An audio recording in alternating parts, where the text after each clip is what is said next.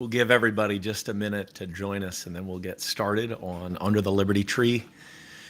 Wanted to do a quick jump in here. We've been super busy and haven't had time, and then Melanie hasn't been feeling great. So I'm going to do a quick solo here because something went down today that I'm really excited about. And it's not just that I received my copy of Ron DeSantis's book. I got the special edition with the signature.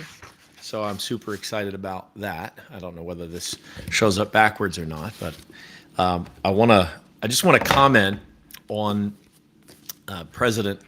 former President Trump's comments about the DA, and then also what that means for the campaign. Now, a lot of you know, and by the way, of course, I always want to ask you to like and subscribe at Rumble first and or Gab, and then YouTube and Facebook for as long as they'll have me. I'm now being more shadow banned than ever. I'm proud to say.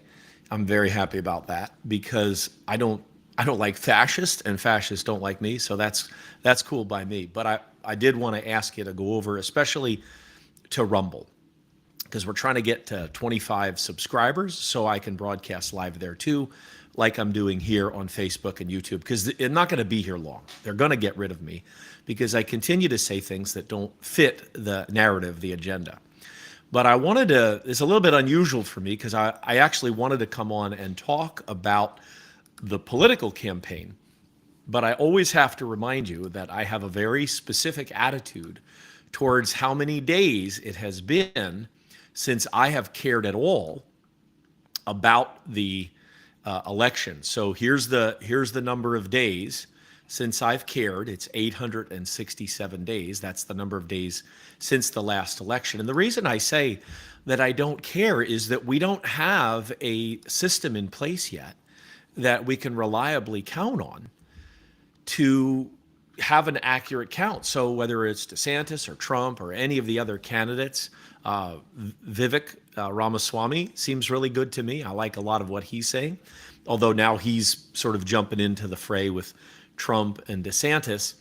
DeSantis has been incredibly measured in all of this, but I did want to comment about this recent story that broke today, because DeSantis finally, after all of the attacks Trump has been launching against him, has done just a slight bit more than just brush it aside and say it's a distraction. And I wanted to comment on that because one of the things that I see that really bugs me is that Republicans tend to get very worked up in the primary and act somewhat surprised when Republicans attack other Republicans. But that fails to understand something that is very important in primaries, which is that there can only be one winner. And the reason that Trump became president is precisely because, unlike a lot of folks that have run in the past, Trump really understood that there's only one winner. And so he would go just brutally, he would go against anyone who opposed him. And he was successful, and he took out the top candidate each time. And if you remember the primary last in the 2016 race, when there was a competitive primary, there was only one guy left standing, and that was Ted Cruz. And Trump and Cruz sort of had a bit of a truce going into the primary until Ted Cruz was the last guy. And then Trump went after him just as viciously as anybody else. And it worked. It worked in 2016. I didn't like it. It's not my favorite thing. It's not the way I would campaign. But then nobody calls me senator or congressman either. So, that shows you what I know. But I think this most recent thing with Governor DeSantis is definitely worth looking at and listening to, because it is an example of a different strategy than the one that Ted Cruz deployed in the primary race. And I want you to listen to this. This has been picked apart and news storied to death, with people saying, well, DeSantis said this or he did that, and everybody has their own take on it. But I wanted to give you kind of my take on it, because I said to my wife, she said, do you think DeSantis is going to respond? And I said, well, respond to what? Trump saying that he was going to be arrested? I mean, that's Trump saying what he wants to say. And DeSantis, unlike the other candidates, doesn't have to follow Trump. He doesn't have to chase Trump because he is governing in the state of Florida. Every single day, he's accomplishing significant advances in terms of conservative values in the state of Florida. And so he doesn't need to get involved in the fight. That's why he's an undeclared candidate, although obviously he's running or very close to running. But that's what every candidate does. Trump did that for many, many decades. He played, yeah, maybe I'll run, maybe I won't, maybe I'll run, maybe I won't. So DeSantis is just playing the same game. It's just that, unfortunately, some Trumpsters can't really handle when anybody else Donald Trump does. So here he goes. So I've seen rumors swirl. I have not seen any facts yet, and so I don't know what's going to happen. But I do know this: the Manhattan District Attorney is a Soros-funded prosecutor, and so he, like other Soros-funded prosecutors, they weaponize their office to impose a political agenda on society at the expense of the rule of law and public safety. He has downgraded over 50% of the felonies to misdemeanors. He says he doesn't want to even have jail time for the vast, vast majority of crimes.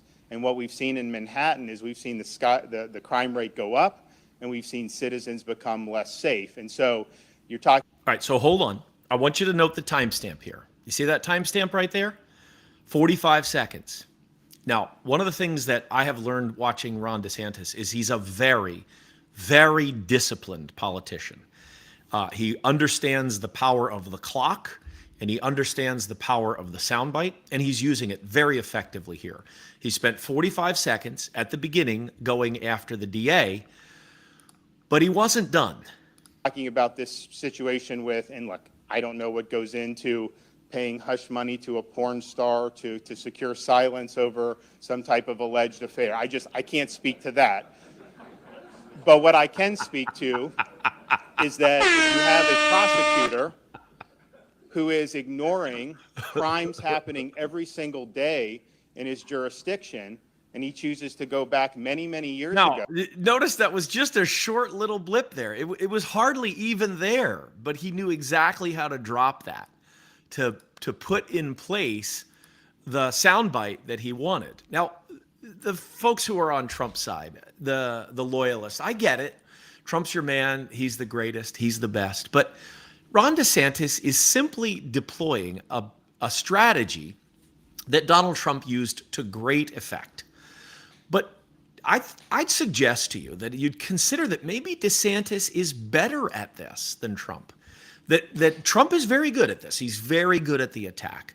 But DeSantis is even better because it's a quick jab, and then he immediately switches back to the prosecutor.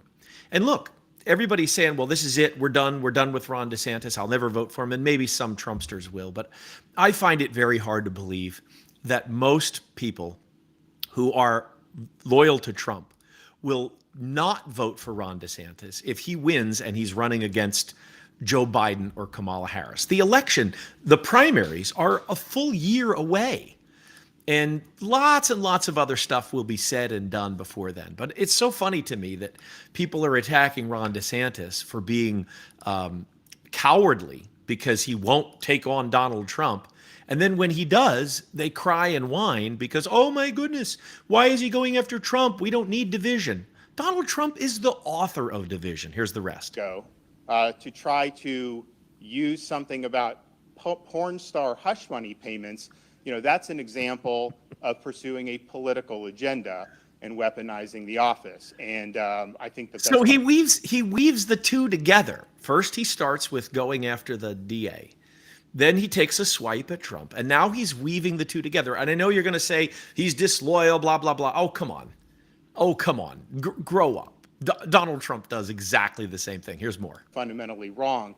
I also think it's important to point out when you're talking about these Soros-funded prosecutors, yes, they may do a high-profile. Look at the timestamp. Pay attention to the timestamp. This is a very disciplined candidate. Politicized prosecution, and that's bad. But the real victims are ordinary New Yorkers, ordinary Americans in all these different jurisdictions, that they get victimized every day because of the reckless political agenda that these Soros DAs bring to their job. They ignore crime and they empower criminals, and that hurts people. It hurts a lot of people every single day. These Soros district attorneys are a menace to society, and I'm just glad that I'm the only governor in the country that's actually removed one from office during my tenure. Brilliant. Absolutely, absolutely brilliant work on the part of Governor DeSantis. And I just had to jump on and touch base on this because, look, it doesn't matter, right, who the candidate is. That's not important right now because we don't have a system that's going to reliably deliver us a confident election. But in the process, we are seeing a winnowing. And as far as I'm concerned, on this one, DeSantis is shining. This is an excellent example of a solid hit on a primary opponent, but also keeping the focus where it belongs. So I'd love to hear from you in the comments if you've got anything you want to say or any comments, disagree with me, whatever. But please, I would ask you, please get on Rumble and like and subscribe to Under the Liberty Tree. Just search Under the Liberty Tree on Rumble and then subscribe because we want to get up to 25 subscribers so we can start live recording there because very soon we are going to be shadow banned. They actually sent me a message on Facebook the other day and told me on Facebook that I am being shadow banned. So I'd appreciate very much if you'd join us. And thank you for joining us here now. We're going to continue to broadcast and I'll see you next time under the Liberty Tree.